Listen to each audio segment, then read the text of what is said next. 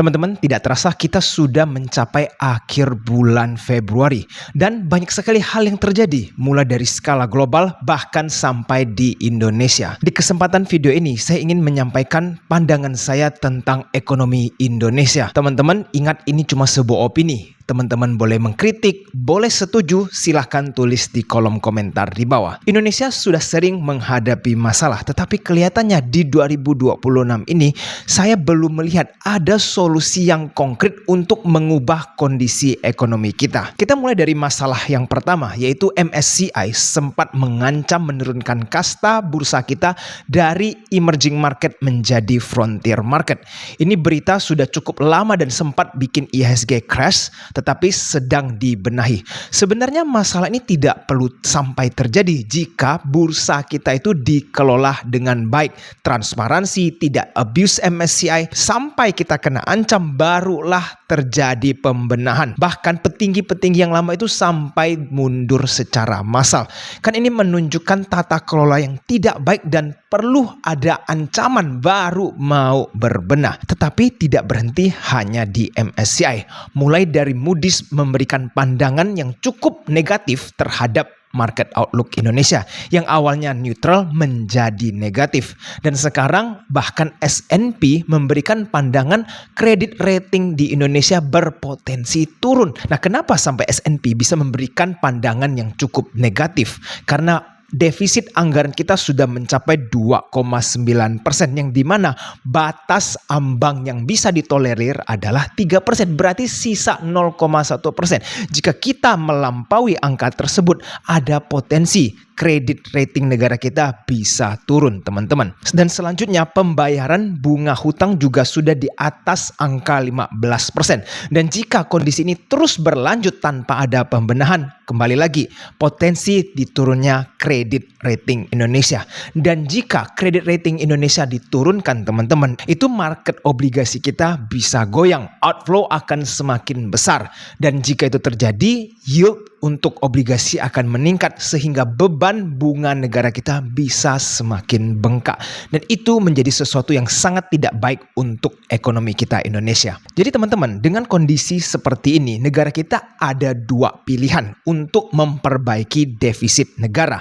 Yang pertama adalah mengurangi spending, atau yang kedua meningkatkan penerimaan negara. Nah, kita mulai dari yang poin pertama. Mungkin tidak negara kita sekarang memangkas program-program atau spending pemerintah. Kalau kita lihat kemungkinannya akan sangat kecil. Bahkan pemerintah sekarang banyak sekali introduce program baru. Mulai dari MBG yang anggarannya sangat masif, belum lagi program seperti membangun hotel untuk orang-orang yang ingin naik haji, ditambah lagi program gentengisasi dan masih banyak program lainnya termasuk bansos dan lain-lain. Dan ini semua butuh duit, teman-teman. Jadi kalau kita lihat mengurangi spending pemerintah itu tidak memungkinkan, maka masuklah ke poin yang kedua, yaitu meningkatkan penerimaan negara. Kita tahu bahwa di tahun 2026 ini adalah tahun transisi perpajakan. Mulai yang dulu belum menggunakan Cortex, sekarang mulai pelaporannya via Cortex. Dan ini banyak sekali keluhan dari masyarakat karena masih minimnya sosialisasi. Tetapi perpajakan sekarang juga kelihatannya semakin ekstrim, teman-teman. Bagi teman-teman yang masih belum tahu, bahkan ada muncul nih headline soal perpajakan. Ada sebuah developer game Toge Production yang sudah cukup besar di Indonesia itu sampai mengeluh kenapa perpajakan di Indonesia bisa sampai separah ini, sampai mereka kepingin minggat rasanya dari Indonesia karena dikejar-kejar oleh pajak. Bayangin, ini salah satu developer game yang terkenal di Indonesia akhirnya merasa resah dengan perpajakan di Indonesia di tahun 2026 ini. Dan saya yakin tidak cuma mereka yang merasakan hal seperti ini, banyak juga business owners yang mungkin merasakan hal yang sama. Nah, teman-teman boleh tuh share pendapat teman-teman atau pengalaman teman-teman soal perpajakan untuk 1 tahun terakhir di kolom komentar di bawah. Ini menunjukkan bahwa pemerintah membutuhkan dana yang cukup besar agar bisa menutup defisit pemerintah kita. Jadi kalau misalkan pajak terus-terusan dikejar, teman-teman, dan juga spending yang tidak bisa dipotong, maka inilah yang menjadi resiko kredit rating Indonesia bisa diturunkan. Karena sampai sekarang memang kondisi defisit cukup besar. Dan memang benar kondisi ekonomi tidak bermasalah hanya di Indonesia. Global scale juga sedang mengalami masalah besar. Contohnya seperti di China. Mungkin ada segelintir orang di Indonesia merasakan wah China itu luar biasa ya. Tapi teman-teman perlu tahu negara China sekarang juga dalam masalah sangat besar. Itu kenapa banyak sekali orang China itu sampai terbang ke berbagai negara termasuk Indonesia untuk mengadu nasib karena kondisi di China juga tidak baik-baik saja. Ekonomi mereka sampai sekarang tidak bisa pulih semenjak kolapsnya Evergrande, salah satu sektor properti terbesar di China. Kedua, teman-teman, China juga sedang mengalami purging, yaitu adalah Presiden China sedang memecat banyak jenderal-jenderal yang cukup senior, bahkan total mencapai 9 orang. Nah, ini menunjukkan ada sesuatu yang sedang terjadi di dalam pemerintahan mereka. Tidak ada yang tahu sebenarnya apa yang terjadi di dalam kondisi China karena informasi di China itu memang sangat sulit untuk diakses. Tetapi ini memberikan kita sebuah hint bahwa ekonomi mereka tidak stabil dan sekarang government mereka juga belum stabil. Nah, kalau kita lanjut teman-teman masuk ke negara Amerika, lebih parah lagi. Amerika ini sedang ada masalah di internal government mereka. Pada saat Donald Trump mengintroduce reciprocal tarif sudah dijalankan, baru-baru ini Mahkamah Agung membatalkan tarif tersebut karena menilai itu sudah di luar wewenang Donald Trump sebagai presiden. Dan Donald Trump, we knows, dia tidak gampang ngalah ya teman-teman. Dia mulai introduce global tariff yang baru yang ingin diancam naik dari 10% menjadi 15%. Dan ini membuat kekacauan baru teman-teman dari segi perang tarif. Ditambah teman-teman mesti tahu 2026 ini akan ada Congress election. Donald Trump sangat bergantung dengan kemenangan Republik. Karena kalau sampai Demokrat yang menang di election kali ini, maka ada potensi resiko Donald Trump dikenakan impeachment lagi. Dan kalau sampai itu terjadi, ekonomi Amerika bisa goyang teman-teman. Karena government mereka sudah sangat tidak stabil. Dan sampai sejauh ini Trump kan sudah bikin banyak benang kusut ya. Mulai dari presiden Venezuela diculik, sekarang mau masuk menyerang Iran. Belum lagi ancaman terhadap Greenland dan masih banyak masalah lainnya seputar tarif dan perang dagang. Hal-hal seperti ini kalau mau dibalikkan akan butuh PR yang sangat banyak. Jadi kita nggak tahu apakah Trump akan bisa menang atau tidak ke depannya. Sampai sejauh ini kelihatannya sudah cukup ribet ya kondisi ekonomi global. Tapi teman-teman tidak berhenti di situ. Dan kelihatannya kok di 2026 ini masalah makin besar muncul di mana-mana. Kalau teman-teman ikutin berita terbaru, Meksiko teman-teman, salah satu kartel terbesar dia, pemimpinnya itu baru saja tewas teman-teman. Terjadi perperangan dan sekarang Meksiko dianggap menjadi tempat war zone karena terjadi peperangan antara polisi dan juga kartel di sana. Nah teman-teman, kenapa kita harus mempedulikan hal seperti ini? Karena kalau Meksiko itu sudah menjadi war zone, itu sudah menjadi tidak kondusif. Ekonomi Meksiko bisa saja bergoyang. Dan lebih parahnya lagi, teman-teman tahu nggak? Piala Dunia di tahun 2026 ini akan diadakan di US, Kanada, dan Meksiko. Dan kalau Meksiko sudah menjadi tempat war zone peperangan dan tidak aman karena peperangan antara kartel dan polisi, jadi kan muncul nih kemungkinan bahwa Piala Dunia tidak akan diselenggarakan di Meksiko. Potensial income mereka hilang dan orang-orang yang sudah beli tiket untuk ke Meksiko nonton Piala Dunia, kalau misalkan mereka akan pindahin, itu bagaimana? Apakah akan di-refund atau seperti apa? We don't know. Tapi ini menimbulkan kekacauan baru dan kita tidak tahu nih kondisi Meksiko menjadi war zone seperti ini akan berlanjut sampai kapan. Karena ingat, bos kartel yang meninggal itu salah satu yang terbesar di Meksiko. Jadi teman-teman kelihatannya berbagai negara menghadapi banyak sekali masalah. Dan kita kembali ke Indonesia. Teman-teman lihat secara berita, kita diberitahu bahwa pertumbuhan ekonomi di Indonesia mencapai 5,11%. Bahkan itu melebihi dari ekspektasi Bank Dunia. Tapi teman-teman, honestly, apakah teman-teman ngerasa pertumbuhan ekonomi mencapai 5,11%? Apakah teman-teman merasa lebih prosper di tahun 2025 atau justru teman-teman ngerasa ekonomi kita makin sulit? Nah, angka 5,11% ini datang dari mana kalau banyak orang merasa ekonomi tidak berkembang secara signifikan? Nah, kita tidak tahu, kita hanya bisa percaya dengan angka tersebut. Dan teman-teman, harapan saya Indonesia tidak terlena dengan angka 5,11% ini. Karena sejauh ini yang saya lihat, Indonesia is not moving to the right direction. Saya ingin memberikan sebuah study case supaya teman-teman semua di sini belajar sesuatu ya, bahwa negara yang sangat kaya akan sumber daya alam bisa saja berubah menjadi negara yang sangat miskin jika tidak dikelola dengan benar. Saya akan mengambil contoh seperti Venezuela. Mungkin orang-orang yang mengenal Venezuela sekarang adalah negara yang hyperinflation dan sangat miskin, teman-teman. Bahkan nilai tukar mata uang Venezuela itu sudah nggak dianggap lagi karena hyperinflation.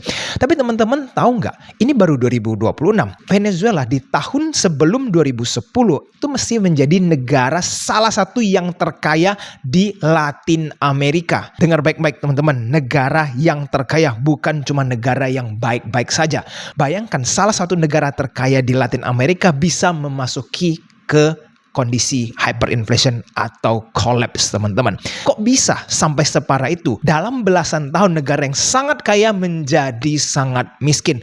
What went wrong? Inilah beberapa faktor yang bisa kita pelajari. Faktor pertama, Venezuela itu adalah negara yang sangat kaya akan oil. Sumber daya alam utama mereka adalah oil. Dan kita tahu pada saat 2010 memang tidak ada yang namanya electric vehicle. Nggak kayak zaman sekarang.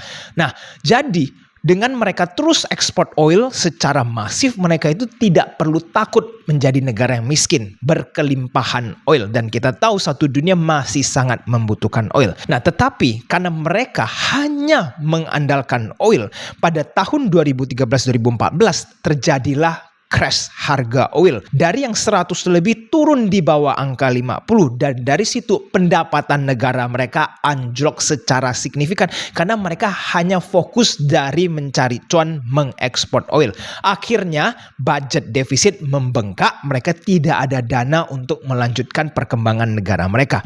Korupsi dan nasionalisme yang terlalu parah di negara tersebut. Kita tahu semua negara ada level korupsinya masing-masing. Tetapi di Venezuela corruption mereka sangat masif dan mereka melakukan nationalism. Apa tuh maksudnya kok? Banyak barang-barang swasta atau aset-aset swasta itu diambil alih oleh negara karena hal-hal tertentu. Dan pada saat itu diambil alih, makanya swasta banyak yang minggat dan juga pemerintahnya karena corruption mismanage akhirnya menjadi kekacauan. Itu faktor yang kedua, corruption dan pengambil alihan aset dari swasta menjadi punya pemerintah. Kita lanjut, faktor yang ketiga yang membuat Venezuela menjadi miskin, yaitu adalah mereka terlena dengan kekayaan alam oil.